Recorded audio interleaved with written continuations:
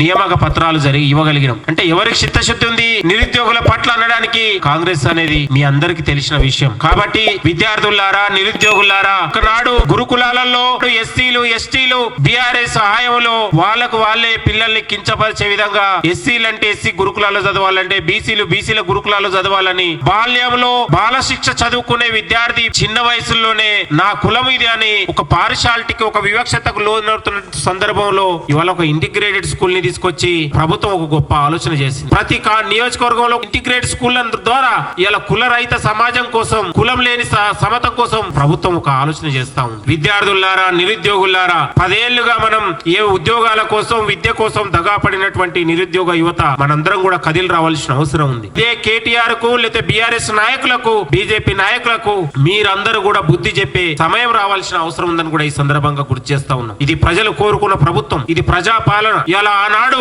ముఖ్యమంత్రిని కలవాలంటేనే ఒక రాజు గనక బయలుదేరితే రాజును కలిసే అవకాశం ఆనాడు ఉంటుండే. ఇవాళ ముఖ్యమంత్రి గారు ఏ సమస్య వచ్చినా, ఏ ఇష్యూ వచ్చినా, ఏ పండుగ వచ్చినా, ఓ పబ్బం వచ్చినా, ట్యాంక్ బండ్ లో వినాయకుల నిమజ్జనం రోజు కూడా ఒక అత్యంత సాదాసీదగా ముఖ్యమంత్రి గారు వినాయకుల దగ్గరికి వెళ్లి పరిశీలించే చరిత్ర ఒక రాజకీయ సాంప్రదాయానికి ప్రతీకగా ఈ రోజు కాంగ్రెస్ ప్రభుత్వం ఆలోచన చేస్తా ఉంది. కళ్ళు లేని కబోదిల్లాగా, చెవులు లేని ఒక వీళ్ళలాగా, ఒక గుడ్డి వాళ్ళలాగా ఈ రోజు వ్యవహరిస్తా ఉన్నారు. కేటీఆర్ లాంటి ఒక విషం కక్తా ఉన్నాడు, ఒక విషపురుగైండు తెలంగాణ సమాజానికి. ప్రజల మధ్య విద్వేషాలు రెచ్చగొడతా ఉన్నాడు. ఇవాళ మూసి ప్రక్షాళన కోసం ప్రజలు కోరుకుంటా ఉన్నారు మా మూసి అని. మొన్న నిన్నగాక నల్గొండ జిల్లా పోతే లక్షలాది మంది ప్రజలు వచ్చి, గీత కార్మికులు, గొల్ల కాపర్లు, అనేక ఉన్నటువంటి కుల వృత్తుల్లో ఉన్నటువంటి ప్రజలు వచ్చి ఇది మా అదృష్టం అని భావిస్తా ఉన్నారు. ఇవన్నీ ప్రతిపక్ష నాయకులకు కనబడట్లేవా అని ఈ సందర్భంగా గుర్తు చేస్తా ఉన్నారు. ఖబర్దార్, మీ వ్యవహార శైలి మార్చుకోండి. ప్రభుత్వం చేస్తున్నటువంటి స్వాగతించండి. ఇది ప్రజలకు చెందాల్సినటువంటి పథకాలు. ఇవాళ మీ కోసమో మన కోసమో కాదు. ఇది 10 ఏళ్ల నుంచి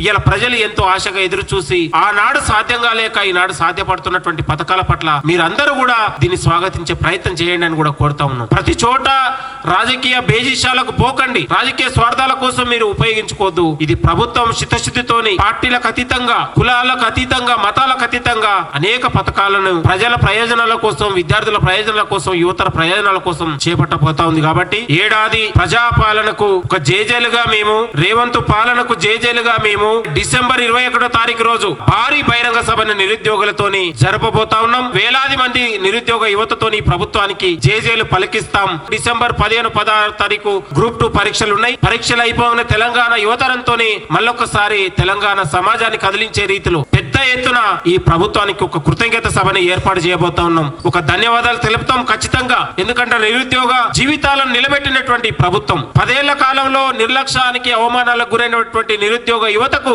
కాంగ్రెస్ ప్రభుత్వంలో ఒక బ్రహ్మరథం, ఒక మంచి అవకాశాలు, భవిష్యత్తు ఇచ్చింది. కాబట్టి నిరుద్యోగ కృతజ్ఞత సభగా, నిరుద్యోగ ధన్యవాద సభగా భారీ ఎత్తున జరపబోతా ఉన్నాం. దానికి అందరూ కూడా, మీ ముఖ్యమంత్రి గారిని కూడా ఆహ్వానిస్తాం, పిసిసి గారిని ఆహ్వానిస్తాం. అందరు మంత్రులతోని, తెలంగాణలో ఉన్నటువంటి మేధావులతోని, ఇలా విద్యార్థి నాయకులతోని ఒక పెద్ద ఎత్తున సభని ఏర్పాటు చేసి ప్రభుత్వానికి ఒక కృతజ్ఞతగా వెన్నంటి ఉండి, కాంగ్రెస్ ద్వారానే నిరుద్యోగులకు భద్రత అనే విధంగా, కాంగ్రెస్ తోనే నిరుద్యోగులు అనే విధంగా భవిష్యత్తులో మొత్తం కూడా వేలాది గొంతులతోని ఒక నినదించి ఏడాది పాలన సందర్భంగా ఒక పెద్ద ఎత్తున కార్యక్రమాన్ని చెప్పబట్టబోతా ఉన్నాం. నిరుద్యోగులు ఎవరు, బీఆర్ఎస్ బీజేపీ నాయకులు ఎవరు ఎన్ని కుట్రలు చేసినా తెలంగాణ యువతరం కాంగ్రెస్ తోనే అనే విషయాన్ని మేము సగర్వంగా చెప్పేటట్లాగా నిర్వహించబోతా ఉన్నాం. ఏడాది పూర్తి చేసుకున్నటువంటి సందర్భంలో ప్రభుత్వం తీసుకొచ్చినటువంటి పథకాలు, ప్రభుత్వం ఉన్నటువంటి ఆలోచన ఈ దేశానికి ఒక ఆదర్శం లాగా నిలవబోతా ఉన్నాయి అనే విషయాన్ని గుర్తుపెట్టుకుంటాం. ఎందుకంటే మూసీ లాంటి ఒక సంవత్సరాల తరబడి మురికితోని, కాలుష్యంతోని బారిన పడుతున్నటువంటి ఉమ్మడి నల్గొండ జిల్లా రైతన్నలకు, లేకపోతే అన్ని కులవృత్తులకు కూడా మూసీ ప్రక్షాళనతోని వాళ్ళ జన్మధన్యమయ్యే పరిస్థితి కనపడతా ఉంది. దాదాపు 40 లక్షల మంది, 40 లక్షల ఎకరాలకు ఇలా మంచినీరు రాబోతా ఉంది. ప్రక్షాళన అయితే ఉమ్మడి నల్గొండ జిల్లా ప్రజలకి ప్రధానంగా మేలు జరగబోతుందా అనే విషయాన్ని గుర్తుపెట్టుకుంటా ఉన్నాం. బీఆర్ఎస్ బీజేపీ నాయకులు ఇదే ఉమ్మడి నల్గొండ జిల్లా ప్రజలు, రైతన్నలు తరిమి కొట్టే రోజులు వస్తాయని కూడా ఈ సందర్భంగా గుర్తు చేస్తా ఉన్నాం. మూసీని అడ్డుకునే ప్రయత్నం చేస్తే, ప్రక్షాళన మీద విషం కక్కితే ఖచ్చితంగా ప్రజల నుంచి మీకు తిరుగుబాటు వస్తుందని కూడా మేము కోరుతా ఉన్నాం. ఈ ఏడాది ప్రజాపాలన, ఏడాదిలోనే ఇన్ని అద్భుతాలు జరిగితే